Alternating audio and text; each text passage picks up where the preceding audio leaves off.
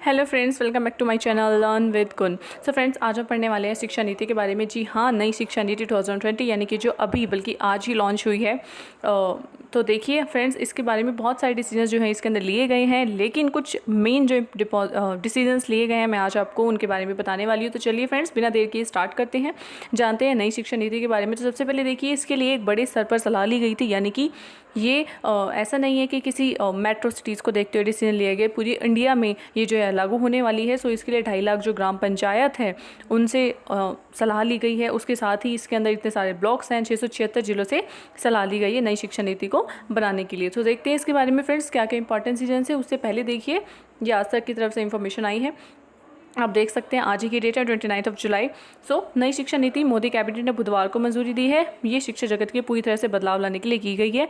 सो देखिए, बदलाव अब एक शिक्षा जगत में हमारे लिए आने वाला है। सो देखिए फ्रेंड्स, चलिए देखते हैं इसके बारे में और क्या है। जो हमारे शिक्षा मंत्री हैं, आपको पता ही होगा, डॉक्टर रमेश जी, इन्होंने कहा है कि जो आपकी हमारी जो राष्ट्रीय शिक्षा नीति 2020 है, इसे विश्व की सबसे बड़ी परामर्श प्रक्रिया अपनाई गई थी। यानी कि जब इसे तैयार किया गया तो ऐसा नहीं है कि कुछ ही लोगों से राय ली गई थी, बल्कि इसमें लाने के लिए एक विश्व की सबसे बड़ी जो परामर्श प्रक्रिया है, यानी कि परामर्श का मतलब होता है एडवाइस लेना, वो अपनाई गई थी।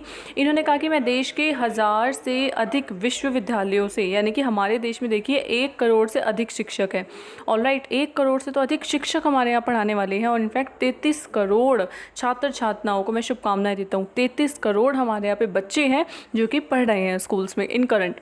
सो देखिए फ्रेंड्स, इतनी तो आई थिंक दूसरे देशों की पॉपुलेशन ही होती है जितने हमारे देश में पढ़ने वाले बच्चे हैं। ओके राइट, तो चलिए आगे देखते हैं हम क्या गया है इस बारे में। देखिए, मानव संसाधन विकास मंत्रालय MHRD का नाम बदलकर शिक्षा मंत्रालय किया गया। ये सबसे इंपॉर्टेंट जो बात है, यही इसमें जो लगी सबसे फर्स्ट नंबर पे, इसलिए मैं आपको बता रही हूँ कि MHRD का नाम बदलकर अब शिक्षा मंत्रालय जो है वो कर दिया गया है। ऑलराइट, नेक्स्ट देखिए, इसके अलावा और क्या गया है कि अब कला है, यानी कि कुछ देखिए आपका स्कूल्स होता है, हमारी जो स्कूल है, स्कूल में एक्स्ट्रा करिकुलर एक्टिविटीज़ भी होती थी और कुछ को करिकुलर एक्टिविटीज़ भी होती थी। जो को करिकुलर एक्टिविटीज़ होती थी मेन स्ट्रीम होती थी, है ना, और दूसरे कुछ एक्स्ट्रा एक्टिविटीज़ होती थी। तो एक्स्ट्रा में क्या आता था कि कोई बच्चा कला है, कोई भी उसके अंदर काम कर रहा है, कोई म्यूज़िक है, शिल्प है, यानी कि जो हम हैंडीक्राफ्ट का काम करते हैं, आपके स्पोर्ट्स हैं, चाहे आपका योगा है, और कुछ भी सामुदायिक सेवाएँ हैं, जैसे ये सभी जो हैं इन्हें हम लेते थे, बट हम इन्हें एक्स्ट्रा लेते थे। मेन हमारा फोकस जो होता था वो स्टडीज़ पर ही रहता था। लेकिन अब जो है इन्हें एक्स्ट्रा करिकुलर नहीं कहा जाएगा, ये अतिरिक्त पाठ्यक्रम नहीं कहा जाएगा, ठीक है, इन्हें सहायक पाठ्यक्रम कहा जाएगा, यानी इन्हें भी अब को करिकुलर एक्टिविटीज़ कहा जाएगा। नेक्स्ट देखिए, 4 साल बाद, इसके बाद नेक्स्ट जो मैं आपको बताने वाली हूँ शिक्षा नीति में क्या कहा गया कि 4 साल का डिग्री प्रोग्राम, फिर ME, और उसके बाद बिना MPhil के सीधा PhD कर सकते हैं। जी हाँ, ये कॉलेज स्टूडेंट्स के लिए, रिसर्च स्कॉलर के लिए बहुत बड़ी इंफॉर्मेशन है। क्या कहा गया है इसमें कि अगर आपका डिग्री प्रोग्राम हो चुका है 4 इयर्स का, देखिए पहले आपकी ग्रेजुएशन होती है जनरली 3 इयर्स की, उसके बाद आप पोस्ट ग्रेजुएशन करते हैं जो कि आपकी 2 ईयर की PG रहती है, देन उसके बाद आप MPhil करते हैं, और MPhil के बाद आप PhD करते हैं, राइट। लेकिन जो अब आपकी जो सिस्टम आया है, नई शिक्षा नीति आई है, उसके अकॉर्डिंग आपको 3 साल का डिग्री प्रोग्राम, जनरली कोई बच्चा है जिसे जॉब करनी है वो 3 साल का कर सकता है, लेकिन अगर आपको आगे बढ़ना है तो आपको 4 साल का डिग्री प्रोग्राम करना होगा। सिंपली यहाँ पर 3 की जगह 4 हो गया है, एंड यहाँ पर जो आपके 2 ईयर PG कोर्स है फिर आपको वो करना होगा। फिर यहाँ से MPhil जो है पूरी तरीके से हटा दी गई है, डायरेक्ट बच्चा जो PhD में एडमिशन ले सकता है। नेक्स्ट देखिए, नया कौशल जैसे कोडिंग शुरू किया जाएगा। आपको पता है कि कोडिंग जो है आजकल के टाइम में बहुत लास्ट कुछ ईयर से जो है बहुत इंपॉर्टेंट हो चुका है कि कोडिंग तरीके से बच्चों को पढ़ाया जाता है।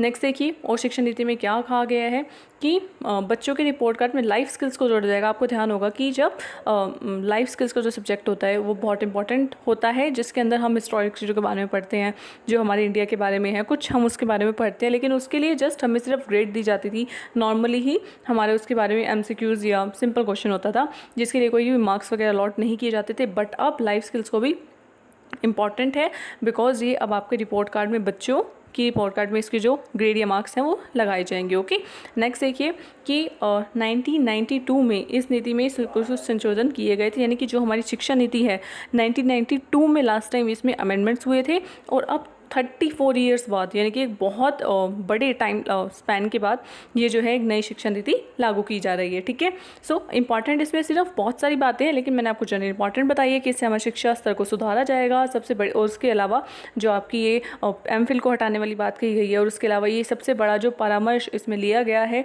सबको देखते हुए लिया गया है। उसके अलावा देखिए ये बहुत इंपॉर्टेंट एक और डिसीजन जो है लिया गया है, इसलिए मैंने इसे हाईलाइट भी किया है कि नई शिक्षा नीति में 5वीं क्लास तक, यानी कि 1st to 5th की, यानी कि जनरली आपकी बात कर रहे हैं कि इसमें क्या होगा कि आपकी जो मातृभाषा है, यानी कि जो आपको पता है हमारी हिंदी है, या कि स्थानीय भाषा है, जो भी हमारी लोकल आपकी ये लैंग्वेज चलती होगी या फिर आपकी क्षेत्र में भाषा चलती होगी, वही पढ़ाई का माध्यम रखने की बात कही गई है। इसे क्लास 8 है उससे आगे बढ़ाया जा सकता है। विदेशी भाषाओं की पढ़ाई जो है सेकेंडरी लेवल से होगी, बिकॉज आजकल जो बड़े बड़े आपके प्राइवेट स्कूल्स हैं उसमें क्या कहा जाता है कि बच्चों को छोटे जब 6th 7th 8th क्लास में है उसे फ्रेंच या जापानीज़ जो लैंग्वेज है वो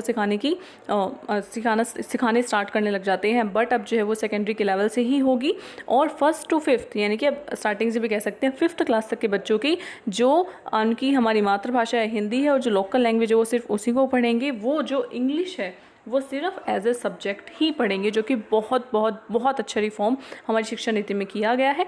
एक दो रिफॉर्म्स के बारे में और देखते हैं फ्रेंड्स, वो जो कि इंपॉर्टेंट ही है। उच्च शिक्षा में कई बदलाव किए गए हैं, यानी कि जो हमारे कॉलेज वाली बात कर रहे हैं, तो जो भी छात्र आपके रिसर्च करना चाहते हैं, देखिए रिसर्च स्कॉलर्स की बात की गई है कि उनके लिए 4 साल का डिग्री प्रोग्राम होगा। आपको पता ही है जो लोग नौकरी में जाना चाहते हैं वो 3 साल का डिग्री प्रोग्राम करेंगे। यानी कि अगर आपको हायर एजुकेशन करनी है, देखिए इससे पहले एक ये इन्फॉर्मेशन आई थी कि बीएड जो आप साथ कर सकते थे, जी हाँ वो भी एग्जिस्ट करेगा, यानी कि 3 साल की आपकी 3+1 टोटल 4 ईयर्स ग्रेजुएशन के साथ आप बीएड भी कर सकते हैं, तो वो भी 4 साल की है। और उसके अलावा जो कॉलेज में न्यू सेशन आएगा वो क्या होगा कि आप 3 साल की डिग्री भी आप कर सकते हैं, 4 साल की डिग्री कर सकते हैं। अगर आपको जॉब करना है, आपको उससे आगे फर्दर जो है स्टडी नहीं करनी है, तो आप 3 साल की डिग्री करेंगे, लेकिन आपको फर्दर स्टडी करनी है, रिसर्च करनी है, सो आप उसे 4 साल का डिग्री प्रोग्राम करेंगे। ठीक है, तभी तो एमफिल हटाई गई है, बिकॉज 4 साल की अगर आपकी ग्रेजुएशन कर दी गई है रिसर्च स्कॉलर के लिए, तो वो पीजी में 2 ईयर लगाएंगे, देन एमफिल की उनको नीड ही नहीं होगी, वो डायरेक्ट पीएचडी कर पाएंगे। ऑलराइट, इसलिए देखिए उच्च शिक्षा के लिए एक सिंगल रेगुलेटर लॉ और मेडिकल एजुकेशन, हाँ ये एक सबसे बड़ा जो है कहा गया है कि आपका यूजीसी, जो आपको पता है कितने इसके अब जो फाइनल ईयर के एग्ज़ाम्स को लेके कितना ज़्यादा ये जो है आ चुका है। उसके अलावा एआईसीटी इनको समाप्त कर दिया गया है। जी हाँ, उच्च शिक्षा के लिए अब जो है, पहले देखिए जो हमारे कॉलेज वाली जो एजुकेशन सिस्टम था, इसको यूजीसी के सारे जो भी गाइडलाइंस होती थी, रूल्स होते थे, मानने पड़ते थे, पर अब यूजीसी और एआईसीटीसी को नहीं माना जाएगा, ये दोनों नहीं होंगे। यानी कि अब कॉलेजेस को जो भी गाइडलाइन देगा वो नेशनल एजुकेशन रेगुलेटरी अथॉरिटी का इसके लिए गठन किया जाएगा, और वही जो है उच्च शिक्षा पर अपनी गाइडलाइंस या रूल्स रेगुलेशन देगी। सो फ्रेंड्स, देखते रहिए चैनल लर्न विद गुण, प्लेलिस्ट में जाकर देखिए, बहुत सारी आपके लिए वीडियोस अपलोडेड हैं। Till then stay tuned, stay safe, thank you.